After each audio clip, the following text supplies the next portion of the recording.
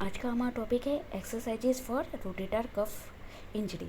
अगर rotator cuff injury है तो आपको कौन सी एक्सरसाइजेज करनी है वो मैं बताने वाली हूँ, और उसका आपका बेस्ट 100% रिजल्ट भी आएगा अगर आप इस तरह से पूरा ट्रीटमेंट प्रोटोकॉल को फॉलो करोगे तब। ठीक है, तो हम रोटेटर कफ के लिए बेस्ट एक्सरसाइजेस देखने जा रहे हैं।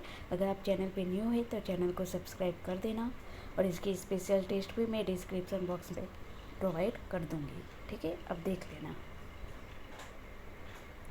अब हम देखेंगे बेस्ट एक्सरसाइजेस, तो लेट्स व्यू।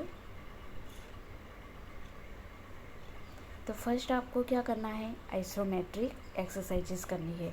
ठीक है, रोटेटर कफ इंजरी है तो अगर कंप्लीट टेयर होगा तो आपको सर्जरी करवानी पड़ेगी।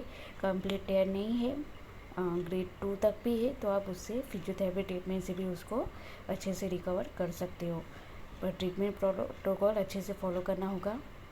ठीक है, इलेक्ट्रोथेरेपी लास्ट में मैं आपको बताऊंगी जिसमें लेजर देना होता है। तो फर्स्ट एक्सरसाइजेस देखते हैं। इसमें आइसोमेट्रिक एक्सरसाइज करना है, और इस तरह से आप क्या करोगे, वॉल को इस तरह से पुश करोगे आगे की ओर। आप चाहो तो सुपाइन पोजीशन में एल्बो से नीचे की ओर पुश कर सकते हो। उससे क्या होगा, मसल का कॉन्ट्रैक्ट होगा, आइसोमेट्रिकली मूवमेंट नहीं होगी, सिर्फ मसल का कॉन्ट्रैक्शन होगा, जिससे क्या होगा, ब्लड सर्कुलेशन वहाँ पे इंक्रीज़ होगा। ठीक है, ब्लड सर्कुलेशन जो है वो रेगुलर फ्लो इंक्रीज़ होगा, जिससे क्या करेगा, हीलिंग को प्रमोट करेगा। ठीक है, अच्छे से हीलिंग होगी। तो इस तरह से आपको आइसोमेट्रिक एक्सरसाइज करना है। वॉल को पुश कीजिए, 10 सेकेंड तक होल्ड रखिए एंड देन रिलीज़ कीजिए। इस तरह 10 रिपीटेशन आपको करना है, 10 सेकेंड होल्ड रख के। ओके, अब देखते हैं isometric internal rotation and external rotation किस तरह से करोगे ये एक्सरसाइज। इस तरह से यहाँ पे दीवार है, ठीक है, वॉल है, तो आपको इस तरह से यहाँ से अंदर की ओर दबाना है, पुश करना है इस डायरेक्शन में। तो क्या होगा, 10 सेकंड तक होल्ड रखना है आपको, और 10 रिपीटेशन करना है। आप यहाँ चाहे तो टॉवेल रोल करके आर्म के यहाँ पे रख दोगे, जिससे क्या होगा, प्रॉपर स्टेबिलाइज हो जाएगा शोल्डर। ठीक है, इस तरह से सेम आप इस साइड पुश कर रहे हो, फिर आपको इस साइड की दीवार पे, जैसे कि ये दीवार है, तो आपको फिर बाहर की ओर पुश करना है। पहले अंदर की ओर पुश करोगे, फिर बाहर की ओर। तो इस तरह से आपको आइसोमेट्रिक एक्सरसाइज करना है। ओके, देखो इस तरह से, इसमें आपको क्लियर पता चल रहा है। पहले हमने वॉल को इस साइड पुश किया, उसके बाद इस साइड की वॉल को हमने इस तरह से पुश किया। ठीक है, तो इस तरह से आइसोमेट्रिक एक्सरसाइज करना है। 10 सेकेंड होल्ड रखना है, 1 2 3 स्टार 10 काउंट कीजिए, फिर रिलैक्स हो जाइए, फिर वापस से 10 काउंट कीजिए। इस तरह से 10 रिपीटेशन करना है। ओके, तो स्टार्टिंग में आपको आइसोमेट्रिक एक्सरसाइज ही शोल्डर की करनी है, और वो भी मतलब थोड़ी दिन के लिए आप आइसोमेट्रिक ही कीजिए, कोई रेजिस्टेंस एक्सरसाइज नहीं करना है। ठीक है, उसके बाद आप इस तरह से पेंडुलम एक्सरसाइज करोगे, टू एंड फ्रो, इस साइड ले जाओगे, फिर शोल्डर को इस साइड ले जाओगे। घड़ी वॉच होता है, घड़ी, उसमें कैसे वो लोलक इस तरह से टू एंड फ्रो मूवमेंट होती है, सेम वैसे ही हल्का आगे पीछे हाथ को ले जाना है। ठीक है, इस तरह से बैंड हो गए। देन आपको हैंड को इस तरह से सर्कुलर रोल घुमाना है। तो इससे क्या होगा, पूरा सर्कुलेट मूवमेंट होगा शोल्डर का, और अच्छे से उसमें ब्लड सर्कुलेशन होगा, और स्टिफनेस भी नहीं आएगी। तो ये मूवमेंट करना है। उसके बाद आप चाहो तो इस तरह से क्रॉस आर्म स्ट्रेचिंग करोगे। ठीक है, माइल्ड ही स्ट्रेच करना है, बहुत स्ट्रेच नहीं करना है, जिससे क्या होगा, शोल्डर में स्टिफनेस नहीं रहेगी, मसल में फ्लेक्सिबिलिटी रहेगी। ओके, जॉइंट स्टिफ नहीं होगा। उसके बाद आप इस तरह से भी स्ट्रेच कर सकते हो। ठीक है, आप चाहो तो इस तरह से टॉवेल का भी लेके स्ट्रेच करोगे। ठीक है, मैं इसमें बताती हूँ। टॉवेल से इस तरह से स्ट्रेच करना है, पूरे हाथ को इस तरह से ऊपर ले। अगर इस शोल्डर में इंजरी है तो इस तरह से हाथ रहेगा और ये ऊपर रहेगा। ओके, तो इस तरह से आपको करना है। और ये स्ट्रेचिंग वाली एक्सरसाइजेस आपको कितने बार करनी है, 5 टाइम्स करना है। ओके, उसके बाद आप रोप एंड पुली वाली एक्सरसाइजेस करोगे, जिससे क्या होगा, शोल्डर की रेंज ऑफ मोशन मेंटेन रहेगा। ठीक है। तो इस तरह से आपको शोल्डर को अप ले जाना है। स्टार्टिंग में आपको 10-15 डेज तक सिर्फ आइसोमेट्रिक एक्सरसाइज ही शोल्डर की करनी है, और आप चाहो तो पेंडुलम वाली भी कर सकते हो, ठीक है। तो इस तरह से आपको rope and pulley forward and side में, फ्लेक्शन के लिए इस तरह से एंड अबडक्शन के लिए इस तरह से, ये आपको 10 to 20 टाइम्स करना है। देन मेन अपना फोकस करना है इंटरनल एक्सटर्नल रोटेशन पे, जो रोटेटर कफ का मेन फंक्शन होता है। तो इस तरह से स्टार्टिंग पोजीशन रखना है एंड देन आपको पीछे की ओर हाथ को इस तरह से ले जाना है। ये आपको 10 to 50 रिपीटेशन करना है। पेन फ्री रेंज में ये मोशन करना है आपको। देन पेशेंट इस तरह से हैंड को ग्रास्प करेगा और इसको अंदर की ओर इस तरह से पुश करना है, ठीक है। ये भी आपको 10 to 50 रिपीटेशन करना है। देन इस तरह से स्टार्टिंग पोजीशन रहेगी स्टिक के साथ, और आपको पूरा हैंड इस तरह से साइड में ले जाना है, ओके। तो इससे क्या होगा, एक्सटर्नल रोटेशन इंटरनल रोटेशन दोनों मूवमेंट होगी इसमें। पहले इस साइड ले जाइए, राइट साइड ले जाइए, देन इस साइड लेफ्ट साइड ले जाइए, ओके। उसके बाद आप स्टिक से इस तरह से भी एक्सरसाइजेस कर सकते हो। पीछे की ओर इस तरह से पुश करना है, ये स्टार्टिंग पोजीशन है। देन आपको ये वाली पोजीशन करनी है, पीछे की ओर पूरा स्टिक को इस तरह से पुश करना है, जिससे क्या होगा, एक्सटर्नल रोटेशन की मूवमेंट होगी।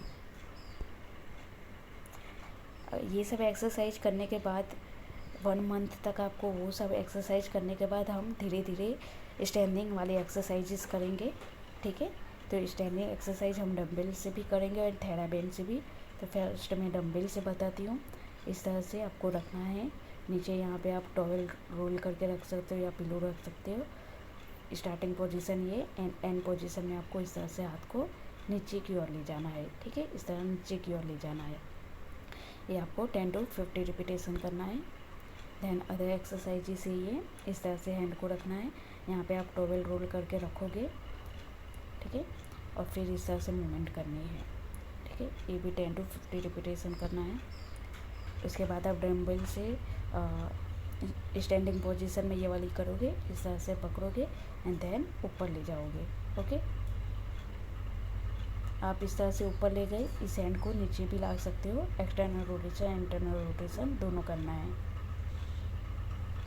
फिर थेराबैंड से किस तरह से एक्सरसाइज करना है, या थेरा ट्यूब हो तो थेरा ट्यूब से करोगे। इस तरह कुछ बांध देना है, या कोई पकड़ने वाला हो तो पकड़ना है थेराबैंड को, एक एंड को। देन इस तरह से आपको अंदर की ओर खींचना है, ठीक है। तो इस तरह से क्या, इंटरनल रोटेटर्स की स्ट्रेंथनिंग एक्सरसाइज होगी, ओके। अब एक्सटर्नल रोटेटर्स के लिए क्या करना है, इस साइड बांध के फिर इसको इस साइड खींचना है बाहर की ओर, ठीक है। बाहर की ओर खींचोगे तो एक्सटर्नल रोटेटर्स की होगी, और अंदर की ओर खींचोगे तो इंटरनल रोटेटर्स की। देन आपको इस तरह से थेराबैंड को पकड़ के दोनों हैंड से इस तरह से 90 डिग्री पे एल्बो होना चाहिए, और पुश करना, खींचना है, ठीक है, स्ट्रेच करना है। और ये भी आपको 10 to 50 रिपीटेशन करना है। उसके बाद इस तरह से एल्बो को रख के, ठीक है, और फिर इस तरह से स्ट्रेच करना है थेराबैंड को। दूसरा है, आप पूरा ओवरहेड इस तरह से रखोगे, ठीक है। ओवरहेड रख के आप चाहो तो एल्बो को थोड़ा बेंड या फिर पूरा स्ट्रेट रख के भी इस तरह से थेराबैंड को स्ट्रेच करना है। ये भी आप 10 to 15 रिपीटेशन करोगे।